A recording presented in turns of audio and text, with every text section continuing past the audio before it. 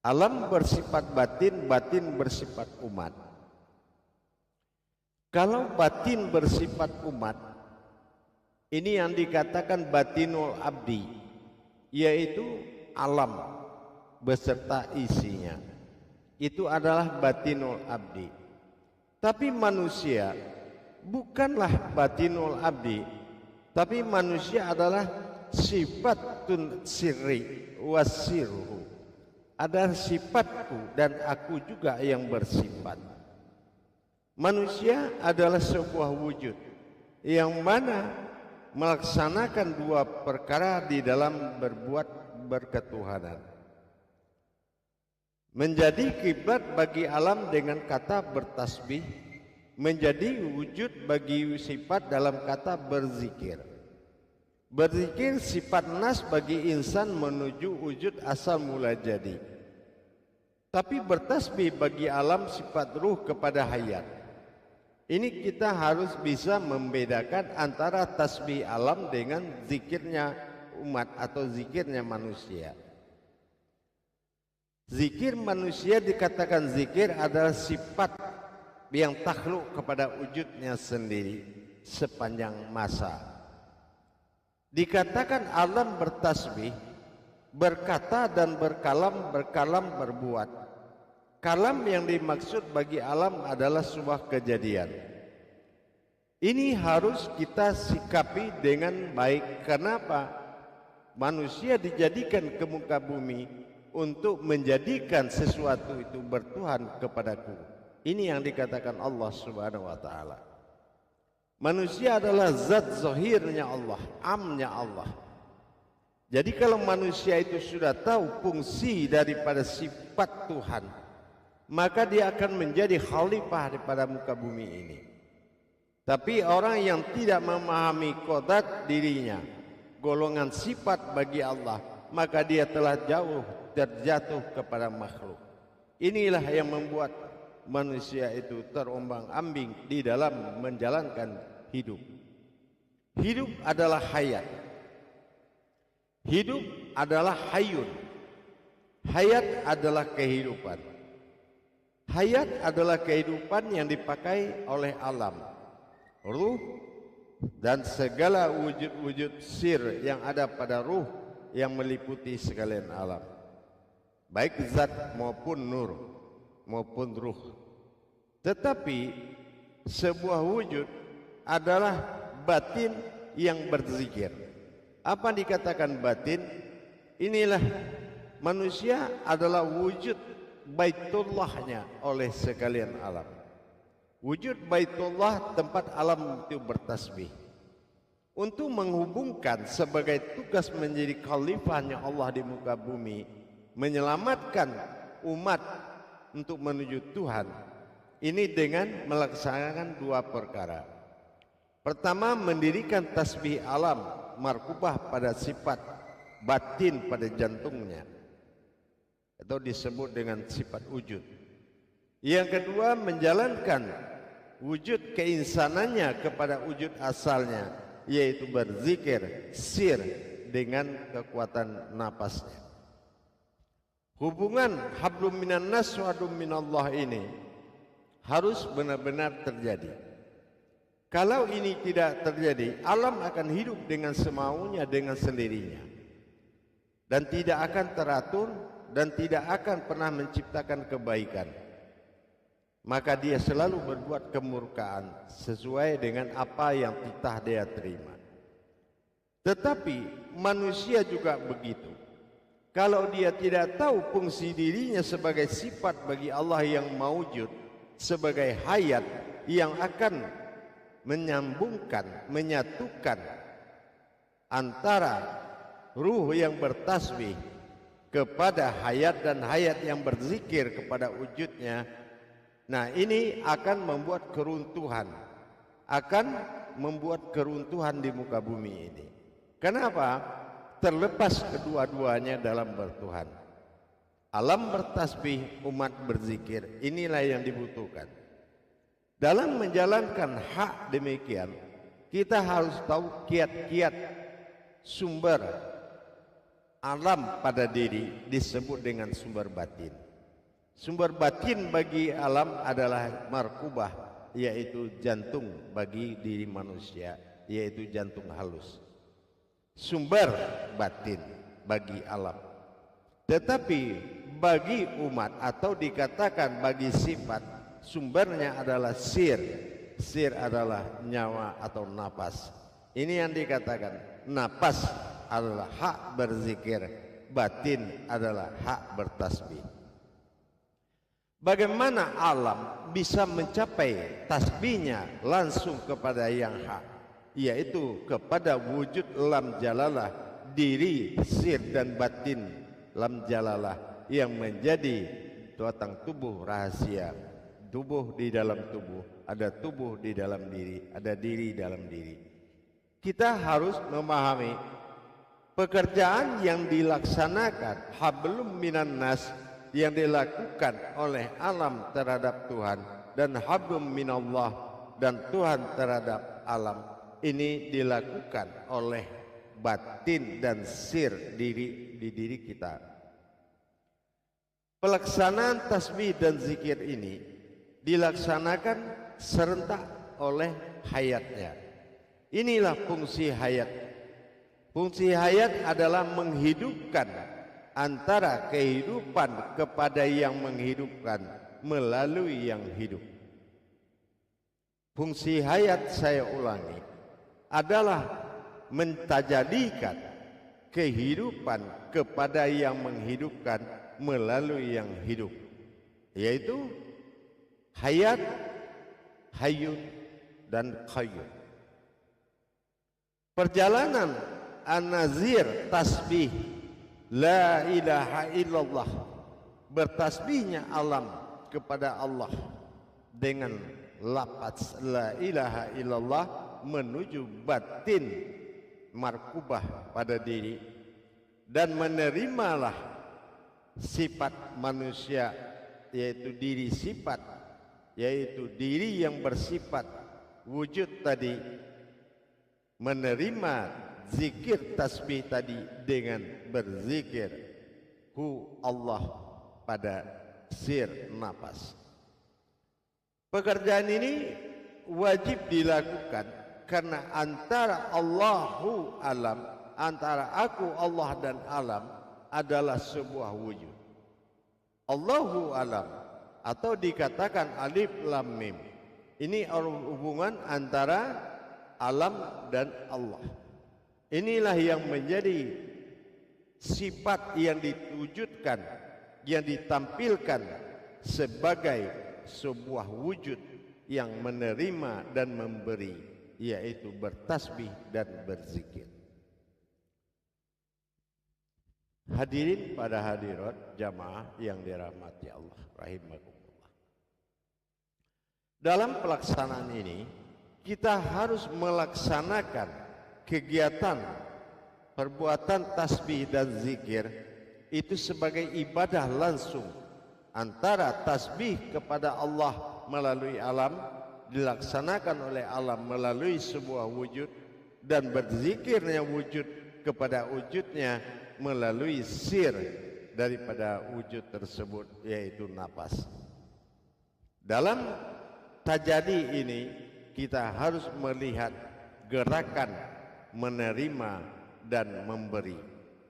Menerima zikir dari alam la ilaha illallah, bertasbihnya alam kepada batin, dan menerimanya wujud sifat dengan hu Allah. Disinilah terjadi zikir dilaksanakan oleh sifat. Sementara wujud rahasia yang melihat adalah aku, hu. Nah, inilah yang melihat. Jadi dalam pelaksanaan ini adalah pelaksanaan pensaksian yang dilakukan oleh wujud, disaksikan oleh kekuatan nur ma'innya Allah, yaitu sebuah mata sakti, atau dikatakan mata rahasia, mata sir, dikatakan nur ma'in. Dalam hal ini nur ma'in menyaksikan perbuatan antara alam kepada Allah, kepadaku perantara Allah. Nah, ini yang dikatakan dengan zat yang bersifat Allah. Wujud yang bersifat Allah adalah sifat yang diperlihatkan atau dikatakan diri pantulan, yaitu sebuah alam yang disebut manusia. Allahu alam, alif lam mim. Allah sebuah wujud, sifat. Hu adalah aku, sementara alam adalah alam, atau dikatakan alam terlihat. Aku adalah sebuah wujud alam yang terlihat. Nah, disinilah antara yang bertasbih dan berzikir disaksikan oleh wujud alam yang terlihat. Ini yang dikatakan Allahu alam. Hu adalah dalam wujud menerima, dalam bersaksi. Sementara alam adalah wujud yang diperlihatkan, sementara alam adalah semua yang terlihat. Jadi dengan kita melaksanakan dua gerakan tasbih di dalam melakukan sebuah ijab, tajalli tasbih dan tajalli zikir, perlu kita laksanakan, tapi dengan ketentuan hakikat yang harus kita pahami. Apa ketentuan hakikat? Semua ketentuan-ketentuan hakikat harus kita jalankan. Alam adalah ruh, hayatnya adalah nur. Nur yang ada di dalam diri dan zat yang ada sebagai aras harus tenggelam di dalam diri al-haq. Diri al-haq akan berfungsi sebagai diri halus atau diri sifat apabila nur dan zat sebagai aras dan hayatnya alam tenggelam dan tinggallah sebuah wujud. Wujud inilah yang dikatakan diri al-haq. Penempatan dan pengembalian tajalli nur dan zat yang ditenggelamkan kembali tenggelam kepada diri al-haq, maka tinggallah diri halus yang ada di dalam diri zahir. Diri halus ini menjadi hayatnya alam kepada Allah Subhanahu wa ta'ala. Inilah hubungan hablum minan nas dan hablum minallah. Allahu alam. Kembali kita melihat kepada sisi Allahu alam. Allahu alam. Allah ahzat. Wujudnya terlihat zahir bagi diri kita. Arasnya ada di muka bumi, yaitu sebagai aras kulimah la ilaha illallah. Sementara kodrat daripada nur sendiri adalah ruh, penyebab ruh itu terjadi. Tidak mungkin ada ruh tanpa ada nur. Nur adalah penyebab adanya wujudnya ruh. Apabila nur dengan zat sudah lenyap di dalam al-haq atau diri yang halus di balik yang halus, maka tinggallah diri halus dengan diri zahir. Diri halus menjadi diri al-haq dan diri yang zahir menjadi diri sifat. Al-haqqu wal sifatun, al-haqqullah wal sifatullah. Al-haq itu adalah wujudnya Allah dan sifat ini adalah rupa-rupanya Allah. Ini yang dikatakan al-haqqullah wal sifatullah. Jadi kalau kita melaksanakan tersebut, nur betul-betul kembali nur Muhammad kaswada lenyap ke dalam zatnya Allah. Ya, nurullah. Nurullah adalah zat. Nur Muhammad adalah nur hayat, nur alam. Nah, ini harus kembali ke dalam nur haknya Allah. Nah, kalau dia sudah lenyap di dalam nur haknya Allah, maka nur hak ini adalah diri halusnya Allah. Antara nur zat harus kembali, barulah berlaku diri sifat. Kalau nur dengan zat belum kembali kepada diri al-haq, maka belum berlaku diri sifat. Belum diri sifat ini berlaku. Kenapa? Karena nur masih hayat di situ, zat masih hayat. Tapi kalau zat sudah lenyap dan dia menjadi zahir, nur lenyap, dia menjadi ruh. Nah, menjadi ruh bagi diri. Nah, ini sudah menjadi sembahan oleh sekalian alam. Diri al-haq adalah diri yang nyata. Mana diri halus itu? Diri halus adalah diri yang terlihat. Dalam arti kata bahasa ma'rifat, bahasa tauhid, halus bukan tidak terlihat. Halus itu adalah al-haqqul mubin. Halus itulah yang harus terlihat. Jadi kalau dia sudah tenggelam, nur pasangan ruh, zat pasangan zahir sudah tenggelam ke dalam al-haq, maka al-haq wujud. Nah, inilah zahir. Nah, zahir itulah yang akan menjadi al-haqnya Allah. Nah, inilah yang dikatakan diri al-haq yang mubin, yaitu diri yang utama, diri pertama, diri satu, yaitu diri amin. Pelaksanaan zikir tersebut antara Allahu alam, antara alam dan Allah, diperantarai oleh aku. Aku dalam hal ini adalah keakuan. Aku adalah keakuan. Keakuan di sini adalah mewakili wujudku sendiri. Wujudku sendiri adalah keakuanku.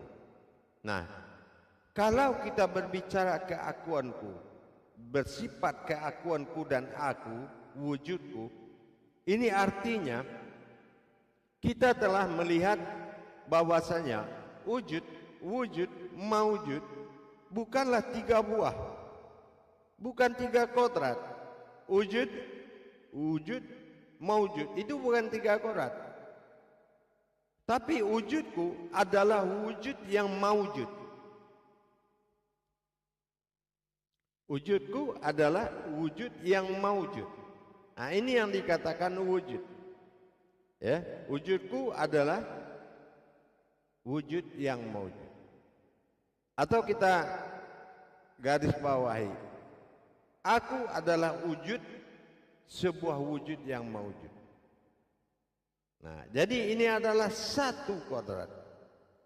Wujud, maujud itu bukan tiga kodrat, tapi satu kodrat.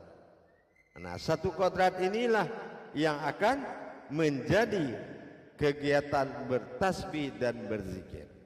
Apabila sir, napas berzikir kepada wujud awal mula jadi, maka alam ruh, baik itu dari insania, insanu, dia bertasbih kepada batinul abdi, sumber batin tempat pengabdiannya, markubah pada jantung. Dan disinilah fungsi dua tasbih yang dijalankan dalam pensaksian. Dalam satu bekerja tasbih dan satu bekerja zikir, dalam pensaksian keakuannya, nur ma'innya, pensaksian. Jadi bukan yang disaksikan perjalanan tasbih dan zikir, tapi menyaksikan yang berzikir, yaitu sifat yang berzikir. Nah, sifat yang bertasbih dan sifat yang berzikir. Sifat yang menjalankan tasbih dan sifat yang menjalankan zikir disaksikan oleh nur ma'innya Allah, mata rahasianya Allah, mata sirnya Allah akan menyaksikan perjalanan kota tersebut. Laksanakan, diwajibkan manusia melaksanakan untuk penyelamatan sekalian alam. Dengan kita telah melakukan sebagai khalifahnya Allah di muka bumi, maka kita telah mencapai titik-titik tersebut dengan cara tajali-tajali yang disampaikan. Jamaah para hadirin dan hadirat rahimakumullah. Dalam kita berkesinambungan dengan alam, kita harus melihat fungsi diri kita sebagai sifat bagi Allah yang diwujudkan di muka bumi untuk menjalankan ketuhanannya sesuai dengan surat Al-An'am ayat 165. Di surat Al-An'am ayat 165 sangat jelas bahwasanya dia kuperjalankan dengan aku berikan suatu kekuatan Ya, disinilah kita berkuasa dan menguasai. Bahwasanya menjalankan tasbih alam dan berzikirlah umat kepada Allah, ini dilaksanakan sekaligus di dalam melaksanakan robitah alal wasilahnya.